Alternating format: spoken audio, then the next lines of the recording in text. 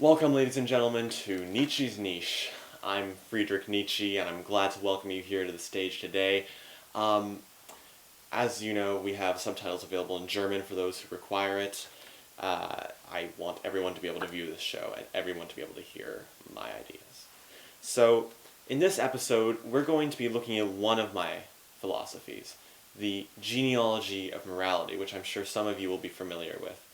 And we're going to look at it and see if we can find evidence for it. I've been criticized in the past for having unfounded ideas that I can't back it up. Well, that's what I'm going to do in this show. I'm going to back it up by bringing some authors, some very prominent new authors onto this set, and talking to them, and seeing what I can find in their very famous works of literature to support my ideas.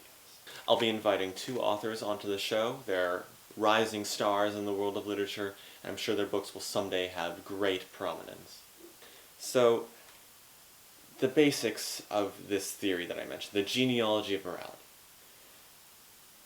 We have inherited a Christian moral set because of Western society's foundations. Even today, we are using much the same morals that the early Christians used. The early Christians were sort of thwarted by what I call the will to power. This will to power is something fundamental to all people in various degrees. Essentially, you desire to exert some sort of influence over others, subconsciously or consciously. And this can be expressed externally by actually influencing others and manipulating them, or it can be expressed internally. It can be turned upon yourself. If you exert it inwardly, there are some negative side effects that have to be addressed. So historically, Christianity evolved in a situation where the Romans were masters over the early Christians. The Romans were able to exert their will to power outwardly through violence upon the Christians, whereas the Christians were very limited by their situation. Their only option really was to turn their will to power inwards. And this is my only quarrel really with Christianity, is that the moral set was based upon an inward turning of the will to power, which is counterproductive in many situations in society. It celebrates certain qualities that do not benefit the human race, that this was necessary in the ancient world. They need to be reshaped in some way, in a new moral code, to be more constructive towards society. So the Christians developed their religion, turning their will to power inwardly upon themselves. Their anger made them want to subconsciously press this upon their masters, and it succeeded. Eventually the Romans converted to Christianity, and as Christians, they turned their will to power inwards upon themselves also. So the revenge was complete. While the Christians did not exert direct revenge upon the Romans still went to a situation where they were punishing themselves. The Christians probably believed that they were acting from only the highest intentions, because it's very possible that it could be a subconscious thing, which is an entirely different field of study. We need a new moral set, a new moral code that does not incorporate the harmful aspects of the old Christian moral code. Right now, as it is, in heaven, all the interesting people are missing. So without further ado, I'm going to start the episode. Let's roll that first clip, and let's see what these characters can tell us about my philosophy. Oh, my offence is rank. It smells to heaven. It hath the primal eldest curse upon it. A brother's murder, pray can I not, though inclination be sharp as will. My stronger guilt defeats my strong intent, and like a man to double business bound, I stand in pause where I shall first begin, and both neglect. What if this cursed hand were thicker than itself with brother's blood? Is there not rain enough in the sweet heavens to wash it white as snow? Whereto serves mercy but to confront the visage of offence? And what's in prayer but this twofold force, to be forestalled ere we come to fall? Or pardon being down, then I'll look up. My fault is past, but oh, what form of prayer can serve my turn? Forgive me and my foul murder? That cannot be, since I am still possessed of those effects for which I did the murder, my crown, mine own ambition, and my queen. May one be pardoned and retain the offense in the corrupted currents of the world. Offence's gilded hand may shove by injustice, and oft 'tis seen the wicked prize itself, buys out the law. But 'tis not so above, there is no shuffling, there the action lies in its true nature, and we ourselves compelled, even to the teeth and forehead of our faults, to give in evidence. What then? What rests? Try what repentance can. What can it not? Yet what can it be when one cannot repent? O wretched state! O bosom black as death! O limed soul, that struggling to be free art more engaged! Help, angels! Make us say, bow stubborn knees and heart with strings of steel, be soft as sinews of the newborn babe. All may be well.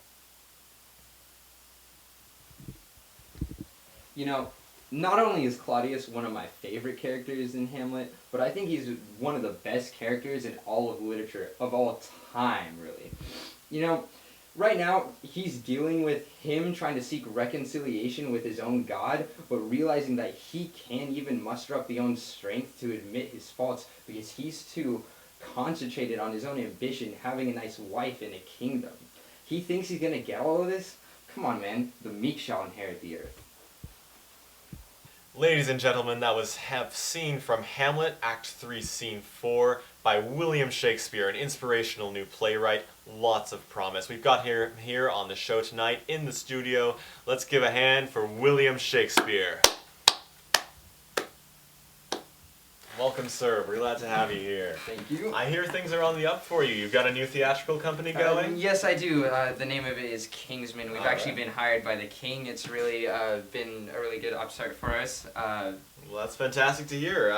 You know, it's a big change from you, from your roots as an actor. I mean, it's amazing how far you've come now. Yeah, well, I really feel like the transition into a playwright has been beneficial for me. I like taking old material, getting those old plot lines that we've heard again and again, and sort of twisting them around, giving a new spin on it, sort of giving a new perspective on the whole story. Yeah, and we just saw a scene from that. Hamlet, Prince of Denmark. It's a fantastic tragedy. It's coming out this fall. We've got a brand new copy right here. Mm-hmm. Yes, little sneak preview for all of you viewers there. So Shakespeare, I'm sure you're familiar with my philosophies because I'm just so famous. I just find it fascinating how Claudius is so driven to exert his will to power over people. He kills his brother, he takes his brother's wife, he tries to kill his brother's son when he challenges him for the throne. You know, what drove you to make a character like that? It's very fascinating to me. Yeah, I see what you're saying, but actually the main inspiration for this character is I was trying to make a realistic power dynamic. This is loosely based on past events in history. So I wanted to take a power dynamic and a power struggle within a nation when somebody takes that over and see what happens to the surrounding participants of that former hierarchy and what happens to, let's say, the prince, the queen, and what sort of positions they fall into. Yeah, I mean, yeah, totally. Sometimes stuff like this happens subconsciously, you know, that's a whole different field, but this whole situation is so analogous to the ancient Roman Christian situation where the Romans were the masters and the Christians were oppressed, because Hamlet, like the Christians, has his will to power turned inwards and he begins to punish himself, and so many people die because of it. Whereas Claudius, I mean, a lot of people die because of Claudius too, but it's because he's exerting it outwardly, which is a healthier way to do things. Except, of course, that he's tormented by his guilt because of Christian morals that are set up that just entrap him and ensnare him. And those morals, you know, they failed to contain his greed. They didn't stop him from doing all these crimes. You would almost think that another system might have. Well, you know, I personally believe that people of faith may have the most strong of convictions. And the way I built Claudius is he actually is somebody who strayed away from that faith. So rather as somebody who would have been strictly adhering to the rules, he is purposefully not adhering to the rules because he wants something. One of the 7 deadly sins does have to do with greed. We have these rules in place to keep these things from happening, but the story of Claudius is somebody who strays from the rules, not somebody who is abiding by them and falls into a sort of tragic situation, as is Hamlet's situation, where he does, with all of his will, try to be just and then falls into a terrible, tragic situation. That's very fascinating, sir. I'm afraid we're out of time. Check it out on the website, ladies and gentlemen, NietzscheNiche.co. William Shakespeare, everybody. Alright, so as you're going to see in that the interview that's going to continue on our website later, Shakespeare's a Christian. Well, we think he's a Christian. He may or may not be. He was baptized. As an Anglican, he may be Catholic, or he may be atheist. We don't really know, because he's a little bit of a secret guy. He was 10 years in his life, basically didn't happen. But it's really interesting, because he was raised in this environment with a lot of Christian influence. He has biblical references all over his book, from Hyperion in Hamlet as the man that the vile Claudius killed. And despite all this exposure to Christianity, and certainly the Christian environment, England, that he was living in, after he was married, he had a child only 6 months later. So, normally Christian morals would speak against this sort of thing, but in my philosophy, since nobody was really hurt, I think that the scorn that he may have received from his neighbors, he and his wife, was misplaced. Nobody was hurt, they were married. It's just one example of how Christian morals hold people back these days. In heaven, all the interesting people are missing. And for no one is that more true than Mr. I'll let you figure that out. Our next guest. Oh, and as there weren't any actresses available for one of the roles that you'll just see right now, we had to take a leaf out of Shakespeare's book.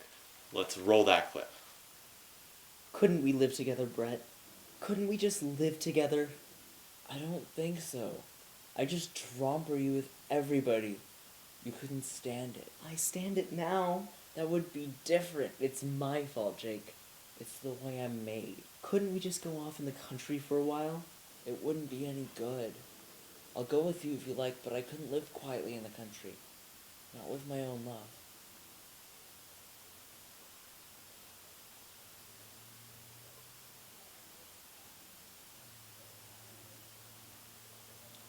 You see, all Jake really wants is a pure and peaceful relationship with Brett Ashley. However, he cannot satisfy her physical needs. In fact, Brett is the catalyst for most of the major conflicts in my novel, The Sun Also Rises. I too will rise. Ladies and gentlemen, that was a scene from Ernest Hemingway's The Sun Also Rises. We have him here on the show today, Mr. Ernest Hemingway. He's a millionaire, he's a fabulous personality, a very interesting celebrity, boxing, bullfighting, everything you could ask for. The tabloids just love this man. And I was wondering if you could comment for us on Brett, the character that we just saw there. You see, I feel like a lot of people think that she's too selfish, that she goes around hurting people, and that I think it's really unfounded. I think that she is just a person who is expressing what she wants. I think she's empowered and perhaps described too negatively. What do you think about that? She's terrible. Absolutely terrible. She literally hurts everyone she comes in contact with. Okay? She's sleeping around all around town. Okay? And she just continues to not abide by the grand Christianity of religion. Okay? You following me? I think I am. Now the issue about Jake. You see, he seems to me sort of like Hamlet, like he is in the Roman Christian scenario, he's the Christian who has turned his struggle, his will to power inwards because he can't, he's impotent. So, Okay, you know, I'm sorry to interrupt you, sir, but you're destroying my book here, okay? It's my character. I wrote it, okay? I created this character. You're destroying it for me, okay? You're butchering this entire character, okay? I'm sorry. I'm sorry. I'm sorry. You know what? I forgot a couple things, okay?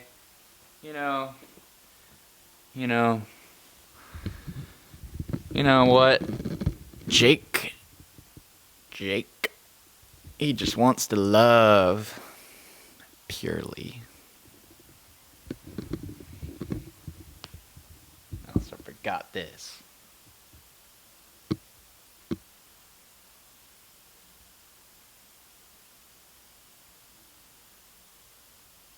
ladies and gentlemen, Ernest Hemingway. Well, I guess it's going to be harder to gather support for my ideas than hosting a talk show every now and then. You see, it's a very difficult philosophy to wrap your head around, I suppose, especially if you are religious yourself. You see, I really think that Brett would have been better off if she wasn't limited by the people around her thinking that she's a horrible person. And Hamlet would have been better able to act if he hadn't felt subconsciously constrained by the religious beliefs. And after all, I mean, are my theories really any worse than Freud's?